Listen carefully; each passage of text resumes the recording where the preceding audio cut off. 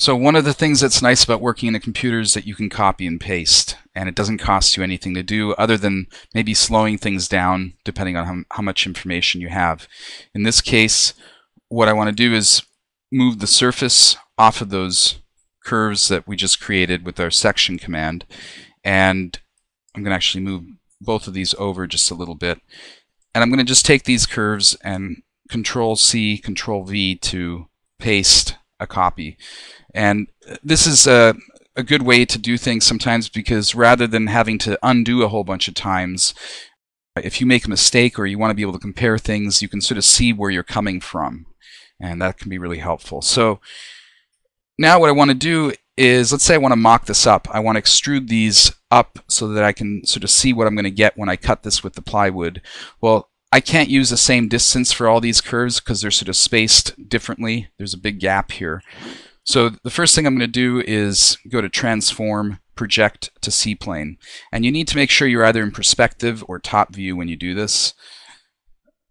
Click on Yes to delete the input.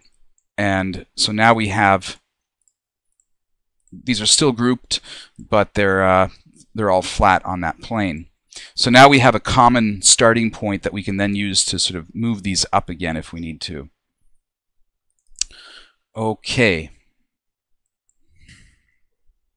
So in my example here, this first curve is actually just a rectangle. The second set is, you can see it highlighted maybe in the top view a little bit better. You can see what's contained in that second section. That's the third section. That's the fourth section. So I'm looking for this second section. I want to move that up by a ½ inch. And I'm actually going to be using this set over here, which is what we're looking at here. So I'm visually referencing over here. I'm actually going to select that same set of curves over here, and I'm going to use my Move tool. So click on Move, point to move from, make sure that the end snap is selected down here, and I'm doing this in front view, but you can watch in top view. It's you can see where it's actually snapping to. So I'm going to be using that common corner for my movement for all these groups. So that's where I want to move from. And the point to move to, for this first one, I just want to move it up 0.5 inches. Click Enter. And you'll notice now that I have a constraint. It's basically asking me for a direction in my front view. I'm going to hit the Shift to constrain it upwards. And you can also see what's happening in the perspective view as I'm doing this. So end the command by just left-clicking, and now you'll notice in my perspective view that first layer is up. The second curve that we want to move, so we've just finished doing this layer right here. Second one up is going to be this one here. So I want to select that in my top view, and then hit my Move command again. Point to move from, I'm doing this in front view again. I'm going to left click at the corner, and the point to move to is going to be, now it's going to be 1 inch. I want to move it 1 inch up relative to where it is. And again, I've got that preview of direction, so Shift and left click to drop that off. And finally I have my third set, my third group. And notice that I'm not selecting these in my top view from the edge here because I have a whole bunch, and it can get confusing that way. So I'm just looking at where I am inside here, and then I'm looking for that because that's sort of specific to that group. So that's what I'm selecting. Move from here. Now I want to go up 1.5 inches. And I can't just use a grid because the grid is spaced 1 inch apart. So 1.5 is my distance. And there's my third set. So I now have my curves set evenly apart. And I can now take this and do a surface extrude straight. Make sure that cap is set to yes, and the extrusion distance should be set to the space between your curves, which is a ½ inch, so 0.5, and enter to end that. So now I have a mock-up of what these are going to look like when I cut them out with the plywood.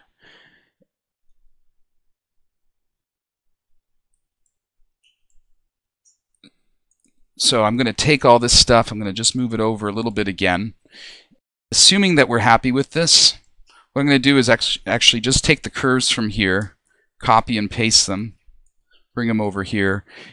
Again, I'm going to flatten these down. So transform, project to C-plane.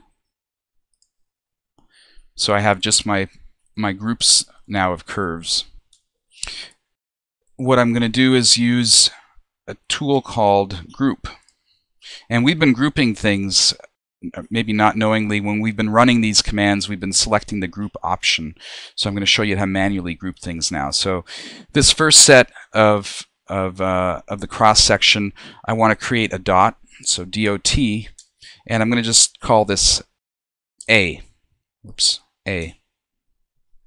And I want to place my dot. I'm going to use my near snap, and I'm going to just place it somewhere on the line like that. And now I'm going to select, so I'm going to select that set of group, or that set of curves and that dot, and I'm going to use this icon here that says group. Just click on that, and it's now grouped that. So the A and that group are now one big group. All right, they'll go together wherever I go. So I'm going to redo that again. I'm going to do a dot for the next set. I'm going to call this B.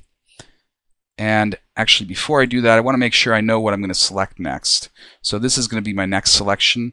You might also want to reference what's happening here in terms of height so that it makes some sort of sense in terms of chronology. So dot. That's B. Group that. My third set is going to be this guy right here. So that's dot.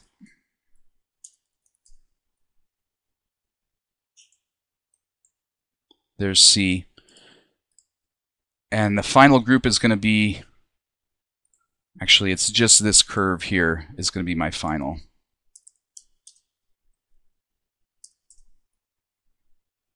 Doesn't really matter where you place these dots. And so that's going to get grouped. So I should now have, I didn't group that either. Okay. So I should now have a group associated with each dot.